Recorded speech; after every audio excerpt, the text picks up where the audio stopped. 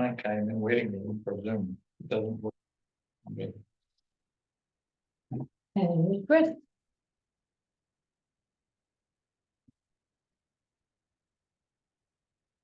What are we sharing? the, actually, Mike, who did you send? it to? I just sent it to Chris. Share. And Well, if he's, yeah, I make. He's waiting, he's in the waiting room. Oh, wait a minute, where's participants? I thought I said admit. There we go. No, he is. Yeah, there we go. Hey, Chris. Hey, everybody. How you doing? It worked. Oh, I can't see me co-host. Technology, it's a wonder. It is indeed. Okay. You have a huge crowd there. Yep, yeah, we got about 40 people. and they have questions. All the questions. Excellent. All right. They were already asking us questions before we logged in.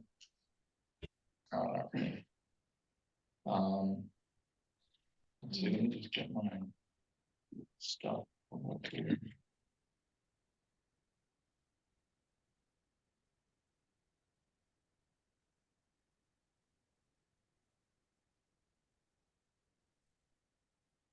The one thing we should do after we start here is just approve minutes and then we can go to the other. Well, that's, I put it after the public hearing, just so that we could take care of this first. Okay, Yeah, all right. so. So we need you to open the public Yeah. hearing. Well, bring the meeting to order. It is a public meeting. Hear ye, hear ye. Yeah, you got the time, 6:04 or whatever. And you did attendance by visual, right? And so let's start the public hearing for a Fisk Hill Conservation Project. Are you able to pull up those slides? We can just do the share screen. If you pull up on your. If it makes your life easier, I've got it open on my end already. So unless anybody in the room in the audience needs, would like to see it on the screen, I'm fine on my end. Perfect. That would be awesome, Chris. Thank you. You bet. All right, let me pull mine up here. So I made a few slides as talking points, so how many people would be here? Much like we did the last time for the triangle. Hang on. So is Chris going to share? Yeah, so. Yeah, I made do you share or co-host. Chris shares. I made you co-host, Chris, so you should be. Oh, able I can share it. to Yeah. screen share. Yeah, That I'm sorry. makes it, again, it works. Yeah, no problem. Hold on. That's what we were doing. Let's see. That looks like it. So do we need to do a motion to open the public forum? Well, Scott did open it, He did, okay. as long as we say we're doing it. There you go. Can you all see it? Yes. Yep, okay. Awesome. All right, so we made a couple slides just as talking points so that everybody could be kind of calibrated to where we're at. First slide there is just kind of some of the background. Can you guys see that? Yeah. So Piscataqua Land Conservancy is going to be working with the Fisk family to conserve their property. It's about 180 acres. It's got some high value from a conservation perspective, besides the fact that it's the highest point in the eastern part of town, 1,200 feet or so. But it has high value according to the New Hampshire, what is it, wildlife? Wait a second.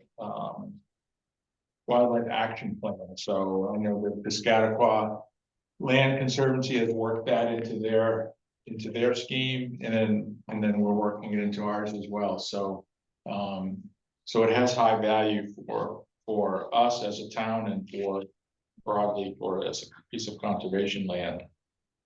So a budget's been worked up. The next slide there. So for the whole process. So the total value or the total cost of the project would be 188,000 or so. You know, the biggest chunk is the purchase of the easement, which was the Fisk family had went through and did some land valuation studies on it, and then, you know, working through the normal language and the normal math, it comes to $135,000 value.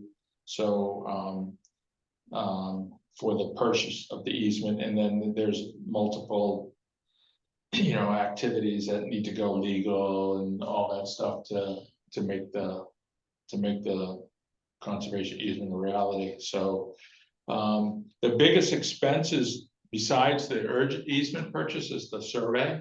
So it's because it's a, you know, it's landlocked piece of 180 acres is pretty much landlocked. So I think that, and Chris, jump in here if you want. I think the survey is actually happening, right? It's ongoing. So so Sanford I think they're in Bedford, is from New Boston, one of the other over there is doing this. Bedford, yeah. Yeah, and they're the ones who did the survey for our triangle. So so that's in process. You know, I think that's really the first step in the whole process. Chris, do you want to add anything to that? I think that's about it, really. I would just back up really quick to, if it's not clear for anybody who's new to this, that's in the room tonight, is that the Fisks did in fact have an appraisal done of the property by a New Hampshire licensed appraiser to the proper standards. That appraisal came up with a value of $190,000 for the easement. They are going to be selling the easement for 135. So they're basically selling it at a decent discount. So that just should be noted. So they're selling this easement for less than it's worth. On the survey, you covered it well, and the general plan here is that we're going to basically go Dutch between PLC and the town on the survey. Why is it so expensive? It's so expensive because surveys honestly have gotten a lot more expensive in just like the last 5 years, and it's a big property. And then again, anybody who's new to any of this, the two line items you see for basically PLC costs, the $10,000 is basically we've established a fee schedule based on a lot of experience and tracking hours on different sort of intensities of projects. This is not the cheapest, but by no means the highest price in terms of the amount of time we'll put into it. So that's what that is. That's basically paying for the cost of a professional staff person to manage this whole thing, do all the document drafting, but also do a bunch of field work to create a baseline document and do an initial environmental assessment. So that's what that money's paying for.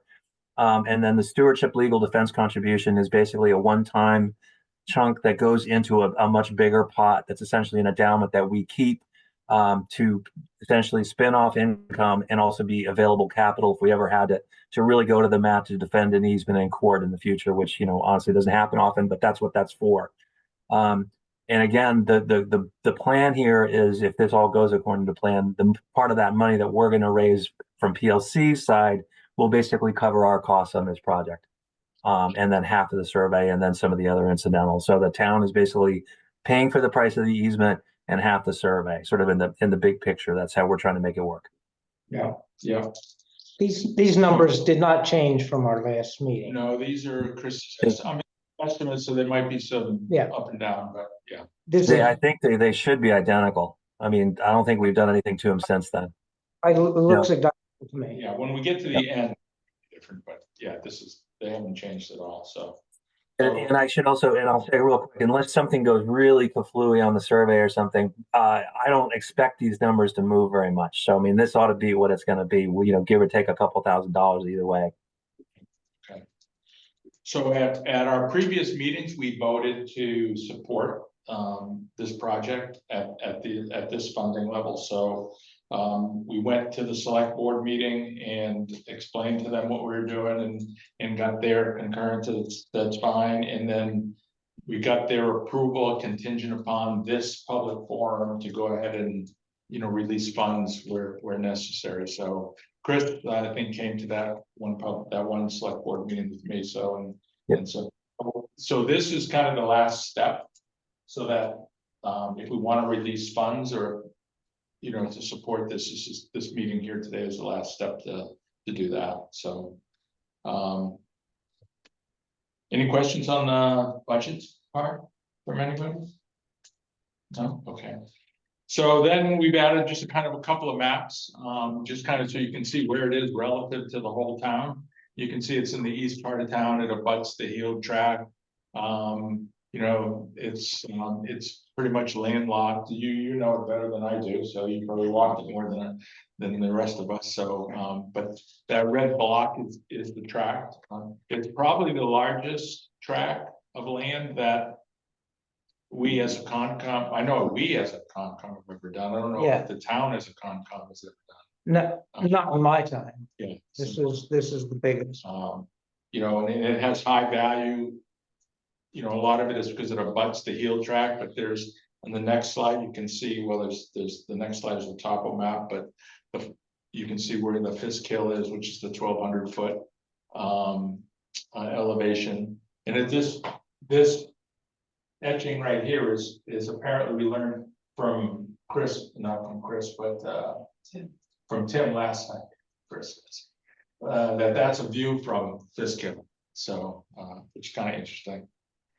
But there's the next slide is some water resources. You can see the Temple Brook runs through the northwest corner of it. And then there's, you know, a little piece of the flood control dam that's in there in the north side of it. So, so it has some water. I didn't put the aquifer maps in there, but there are some water resources in it. And then in the final slide, this is from the New Hampshire wildlife action plan, and where they rank lands by value. So I don't know, Chris, do you want to speak to this at all? I mean, if the purple and the green are highest and high value, so. Exactly. Yeah. I mean, this is a sort of a data-driven, GIS-driven mapping that they do. Actually, they update it every 5 years. That is New Hampshire Fire Fish and Game does. And so what you're looking at, the color scheme is the pink is quote tier 1, and that is supposed to be, you know, based on the modeling that they do, the highest quality wildlife habitat in the entire state of New Hampshire. So regardless of where in the state it is, sort of apples to apples across the state, that's the best of the best. And then the green is essentially looking at a more localized regional scale, saying what's the best habitat in a sub-region of the state. So you're seeing basically most of the rest of the properties in that category. So best of the best in the region. And then supporting landscape, which is that tan, essentially means it's buffering that core really high quality habitat. So essentially this whole thing ranks really, really well in the wildlife action plan, which is in part why it also ranks very well in the conservation plan my organization just finished. And it pops on a lot of different maps showing different resources. So that combined, so as a standalone piece, it is pretty special. And then when you put it into the context of this huge mosaic of land right over the border going into the Heald tract, it's a really critical puzzle piece in that bigger puzzle too. Yeah. You know, one of the things we as a Concom want to try to do is to connect all these properties or to expand on them for wildlife corridors and et cetera. So this is a beautiful fit for that kind of plan. But you guys know that, right? So I haven't seen this. no, okay. So Was that your last slide, Mike? that was my last slide. Yeah. All right, you want to leave it up, or anybody want to look at any of the other slides again? Yeah, you can just leave it up and just open the floor for discussion, comment, public forum, so. PLC walked the property last week. Yep, we did. Yeah, Yeah. So Yeah. they did. you didn't get lost out there? Did not. I did not go, but I believe Tim was with them. And everybody came back, and that was our land protection committee, which is part of our internal process that we go through before we, are fully officially committed. So that we've been sort of playing catch up with that. So that's what that was last week. But everybody came back very excited and scored the project really high, and we're a go. And actually, once we're through this tonight, and assuming everybody's a go on the town funds, I will bring it to my board for the final official vote of my board, we'll do it electronically to say, yes, go start signing papers and writing checks. So. Yeah, I mean, I think from a Concom perspective or a town perspective, we're, post this meeting, we're at a go for it, so, there shouldn't be any issues, so. So what's the actual next step to have the money? Well, the next step, immediate next step is to take comments from anybody here, Yep, and then see how they integrate into the plan or not. And then the next step would be, if Chris has already started the survey, so if there's an invoice associated with that, and then, we would participate there. And then following that, it's probably really, he would execute all these legal and other documents, and then, at the close, we would execute an invoice for the balance of the easement. So okay. is that Go ahead, Mike, sorry. is that how you see it, Chris? Yeah, no, actually, and we talked about it the last time I was there. So, and nothing has changed with that. Our costs in this project, we're essentially going to float internally until we're all done with this at the closing. So the only really near-term hard cost that we will, and you've already referred to it, would like to be able to kind of cost share together as it's getting done is the survey. And so we're all we've been on everybody's been on a bit of a handshake agreement with the survey company. They've, as I understand it, have already started their field work, but they're still not on a signed contract. So that's what I mean when I say sign a contract and write a check. So they're going to want a fairly substantial chunk of that $30,000 as the initial payment, along with the signing of the contract. So you would likely see an invoice from us, pretty quickly saying, okay, we've, either we'll float the whole amount and then ask you to reimburse for half, or, we'll ask you for half and then we'll pay it, whatever. We'll figure out the logistics of it, but that's the first thing you'll see, and the only thing you'll see really soon. And then there'll probably be another payment on the survey, I don't know, a month from now or 6 weeks from now, and then at the end. Otherwise, I don't see any other expenses sort of during the process where we're going to need to come to you guys with a request for a disbursement of funds. I think the rest of it should just be, you just got it sitting in reserve for when we get to closing, which again will hopefully be right around the end of this year. Yeah, and that's kind of what we explained to the select board, and, Yeah. and I think everybody was in agreement, fine with that as the Yeah. process. Chris, Yeah. do you know how the survey has gotten? I'm sorry, you cut out at the beginning. What was that? Do you know how far they've got with the survey? Because they were working on it today. Yeah, I'm blanking now, but Bob from the survey company had said, I think he emailed me or something, I don't know, at least a week ago, saying, hey, we're gonna go ahead and start the field work. So that's what they are out there on the ground right now, the survey crew. I don't know whether they're out there every day or what, but they've started the field work.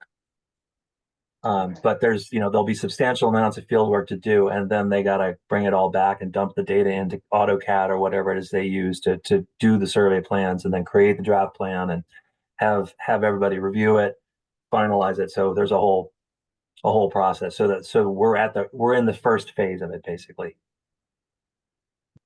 And I think if I remember the contract we've got, the deliverable, of a final plan that's ready to go to closing and record with is sometime this fall. I don't have it in front of me, but that's the goal, is a fall deliverable. Yeah, and hopefully we can close it before the end of the year. That would be the Yeah. plan. So, Yep. How about the language of the easement? Is that, Well, I mean, he's gonna have to draft it. okay,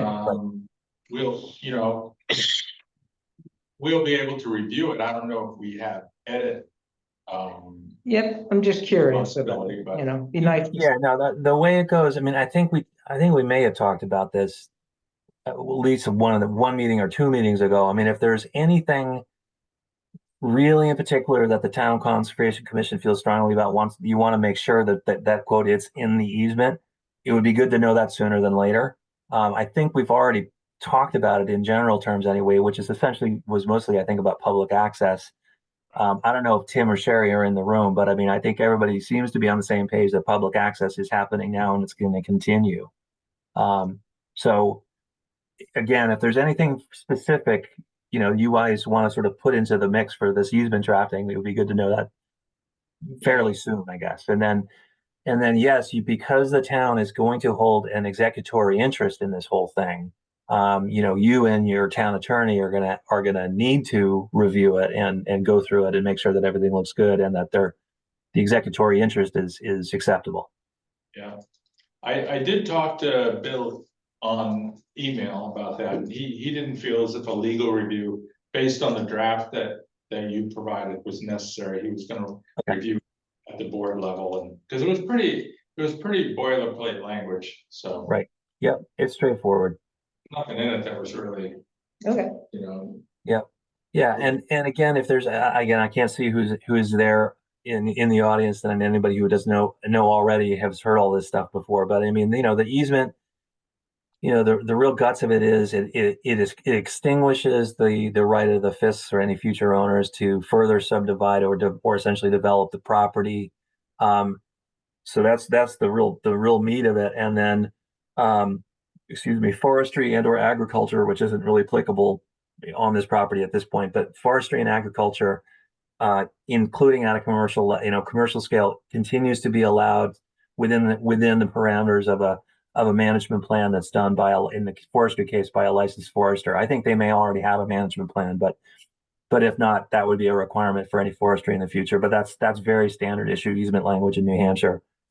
And that, really that's kind of most of it. And then if there's any reserved rights that the Fisks wanted to have, they will need to bring those forward, and we'll hash that out.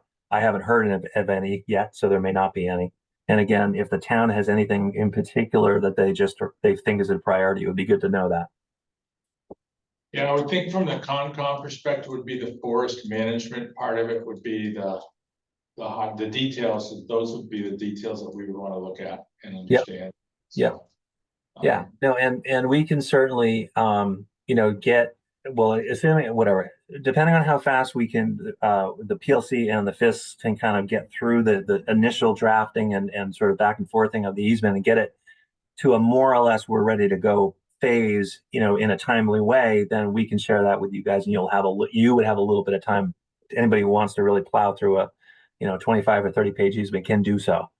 So there you go. Yeah.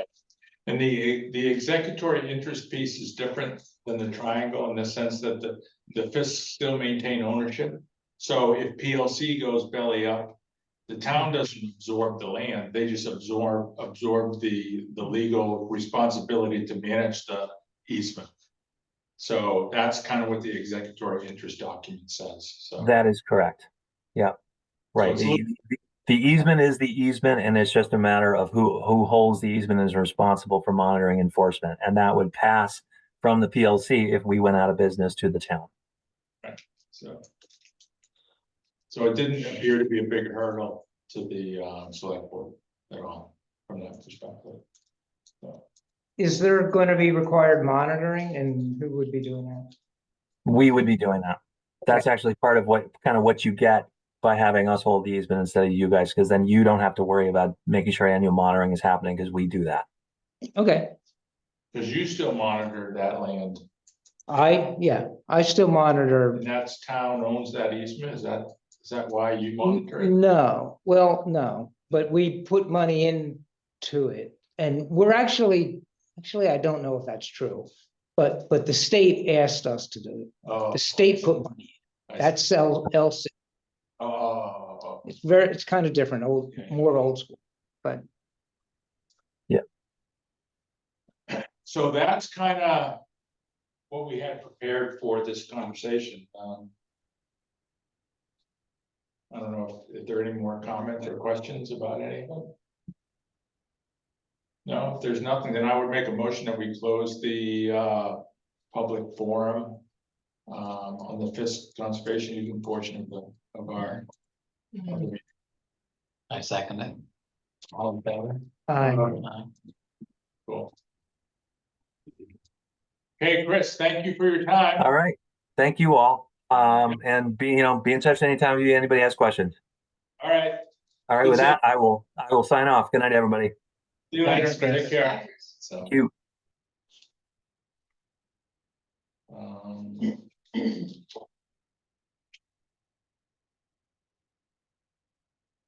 So that was it, what's that? Yay. Yeah. Yeah. Yes, thank you, to this family. Sherry, one question. So the Fisk Hill is without an E, right? Without a what? An E at the end. Right. And was that a relative? The answer, I think, tell me. Sometime in the middle 1800s, one of our ancestors decided to add an E, Decided to add. add the E. Started out being Fisk, added the E. So the hill was named first and then the family was next. Well, James. yeah. Okay, My grandfather owned the hill. yeah, yeah, okay, it goes way back. okay. I just wanted to make sure there were no misspellings going on. Now, was there an original homestead for your family over there? Not on the hill. No, no. There's never been any buildings. It's Nothing. always been a woodland. Yeah, oh, So okay. there's no old cellar holes or anything. Uh-huh, PLC brought down about 12 people. There was a lady with a baby and a backpack. There were all kinds of people that showed up for that walk. Oh. And it stopped raining. They went up, did the whole walk, and when they were coming across the bridge, headed back to their car, it started to rain again. So they did the whole walk in without rain. That's good. That was, Tim said there were no bugs, that it was absolutely perfect. Nice. And so that's part of the reason I think they were very excited. Yeah. They had specific things they wanted to see, and Tim was there and he could take them. And they got to make it all the way up to the top, so they got to see the car and up to the top. Uh-huh. So they- How's the trail? I haven't been up there in about a year, so has it been mowed at all? No, well, I told them the biggest problem with the trail right now is the poison ivy starting to. Yeah. in. But beyond that, Okay, the trails are, the grass is probably about that deep. So it's real easy and it's all grass. yeah. It's easy hike. And he said they didn't really, I asked if they bushwhacked at all, and he said, no, they were basically staying on the trail. Except to get to the very top, you gotta kind of go off the big trail to a smaller, Mhm.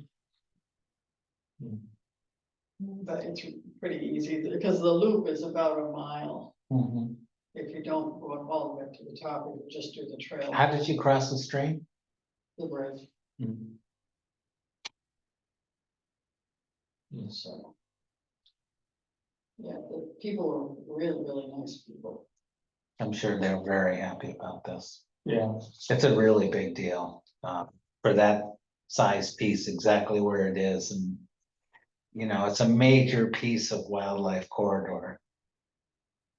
They were wanting to know what lived up there. Bears, And I said, so we were listing everything, I said, almost anything you can think of.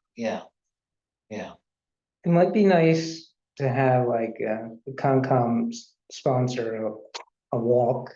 or hike absolutely. Up Oh, yeah. there for the public, like, hey, this is something the Fisk family did in the town now. We have to do that for sure. Yeah, Yeah. it might be nice. Bollinger does her regular hikes all the time. Yeah, If you get her mailing list, that would give you a whole lot of people. she Yeah, we can can do send. that. I'm very involved in Linda's thing, so I can do yeah, we could do that, we can do that this summer. Mhm. Yeah, we should do that. That'd be kind of fun. Or maybe wait till the poison ivy's done. Yeah, well, we just have to let people yeah, prep. There's parking down there, quite a few. parking on, the road, General Miller, over by the, Across from my house. yeah, that. But now he hasn't mowed the hay yet, but he's about to, so I mean, all along the road there and the parking lot and then in toward the round. There's a lot. Probably wanna wait, if you wait till fall, it'll be exceptionally nice. I think we should do that, because I think we might be in a position by then to even have the deal done. And sort of be announcing it. I mean, it could be toward the end of the calendar year, but. It'd be nice to do it when everything's practically done. Yeah, I Like agree. fall, then you're not there's so many bugs. Yeah, Yeah. that's right. And it got mushrooms too. And if some of the leaves come off, if you get up to the top, you can see the sun. Oh, cool. Yeah. We can build a fire tower up there, so. Observation. One of the guys on the hike ran the fire tower on Packman Oh, Avenue he for 30 years. Huh. He was on it. Oh, wow. So we want to thank you again. Yeah. So I think you're all set with me. Yeah, It's not quite as open as that. it'd be kind of cool though. So, Okay, thank you. all right, thank you. See you later.